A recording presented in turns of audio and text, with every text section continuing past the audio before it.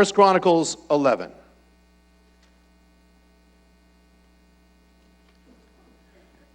Now these are the chiefs, verse 10.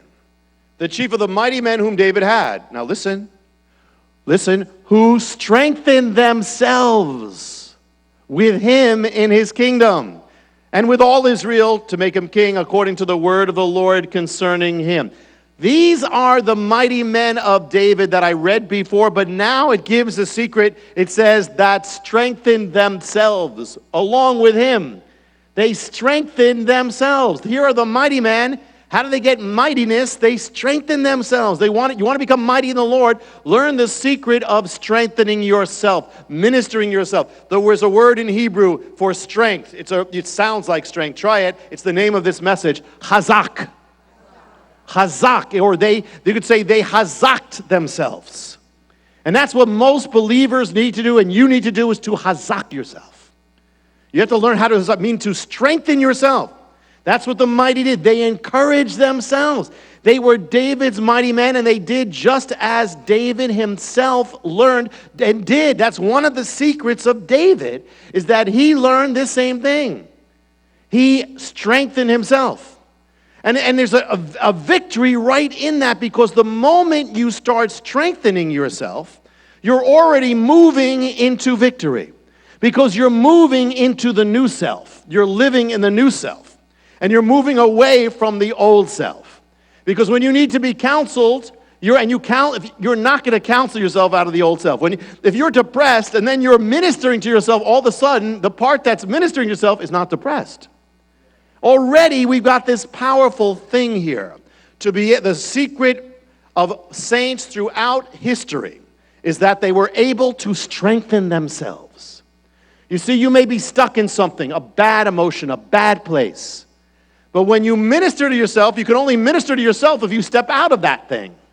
The cool thing of ministering to yourself is the moment you start counseling yourself, you stepped out of yourself, you stepped out of the problem, you stepped out of the situation, you are free already. See, whatever we are feeling, we make a mistake. We tend to see things as end in themselves. I'm angry, that's the end of this issue. I'm upset, that's what I am. I'm troubled, I'm down, I'm depressed. Or this is the way I am. I'm cynical, I'm negative, I have a bad temper, that's the way I am. I don't really have self-control. And that's the end of it. You accept that, okay, that's the way I am. No, that's not the way you were created by God. And the thing is, that is not the end of the story. That's the beginning of the story, but don't stop there, don't end there. What you're feeling is not the conclusion of the story. It's not the end of your situation. It's just the beginning. It's what are you going to do about it now? So you're depressed. Is that the end of it? Or are you going to do something about it? You're angry. You're bitter. Is that the end of it? Or are you going to do something about it? It's what you do with it. And that's where ministering to yourself is so important. You see, you wouldn't think twice, hopefully, about ministering to somebody who was down or discouraged. But when you're discouraged, you don't do anything about it. We stop often, very often. You see, it's not about what you're feeling, it's not the end. It's what you do with it in God. Everybody gets down sometimes. Everybody gets upset. Everybody loses it sometimes. Everybody stumbles sometimes. But you don't have to let that be the end of the story. You don't have to, or just keep waiting and waiting until maybe it passes. We're not supposed to be passive about it. We're fighting a good fight. You are not stuck with that emotion. You don't have to be stuck with that habit. And you don't have to be stuck with that attitude. Just as you would minister to someone else, encourage a friend, a brother or sister who's down, you need to do that to yourself as well. If you're not okay, how are you going to bless somebody else? When you're in an airplane, they say, even adults, first put it on yourself before you put it on the child. That sounds counterintuitive, like, wait a minute. But the point is, if you don't do that first, you're going to be no good to that child. You're going to be gasping, you'll be finished. So if you're not ministered to in God, you're not going to be able to bless others. Let me show you some specific examples of the great men of God who actually put this secret into practice. Turn to 2 Chronicles, if you can, or just listen, 32, verse 2. When King Hezekiah, saw that Sennacherib, the king of Assyria, was come, and that he was intending to fight against Jerusalem. This is that famous scene where the Assyrians are all around Jerusalem. They're going to destroy it. There's no hope. They're going to be killed. They're going to be tortured. It's over. They're fearing it. Verse 3, he took counsel with his princes and his mighty men to stop the waters of the fountains which were outside the city, and they did help him. So many people gathered together who stopped the fountains and the brooks that ran through the midst of the land, and saying, why should the king of Assyria come and find all this water? That's all strategic. But now, how did Hezekiah do it? He did something else. Look at verse 5 now. And Hezekiah strengthened himself and built up all the walls that were broken, raised up the towers, another wall outside, repaired Millo in the city of David, and made darts and shields in abundance. What does it say? He strengthened himself. Same thing that David did. Same thing that the mighty men did. He ministered to himself where he could have been overwhelmed and depressed and an emotional basket case. He ministers to himself. And in doing so, he's given strength and even given what to do.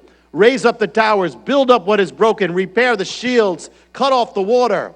Just like in Nehemiah, they strengthen themselves when they're being oppressed and the enemy is battering them down and discouraging them, intimidating them, making them shake. They strengthen themselves in God. 2 Chronicles 32:6 says, he set captains of war over the people and gathered them together in the street of the gate of the city, and he encouraged them, saying, as he encouraged himself, now he's encouraging them.